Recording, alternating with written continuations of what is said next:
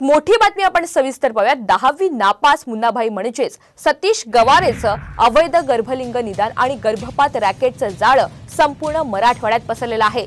जानेवारीमध्ये गेवराईमधून पोलिसांच्या छाप्यातून हा मुन्नाभाई पसार झालेला होता आणि या प्रकरणामध्ये पोलिसांनी आता कसून चौकशी केली आहे। गर्भलिंग निदानासाठी 55,000 तर स्थानिक पातळीवर 30 ते 40,000 रुपये आकारले जात होते। हे जाळं प्रामुख्याने संभाजीनगर, सिल्लोड, भोकरदन आणि बीड पर्यंत पोहोचलेला आहे आणि सध्या हा बोगस डॉक्टर फरार असल्याचं समजतंय। अतिशय मोठी बातमी, 10वी नापास मुन्नाभाई म्हणजेच सतीश गवारेचं अवैध गर्भलिंग निदान आणि गर्भपात रॅकेट हे जाळं संपूर्ण मराठवाड्यात पसरल्याची माहिती सध्या समोर येतेय।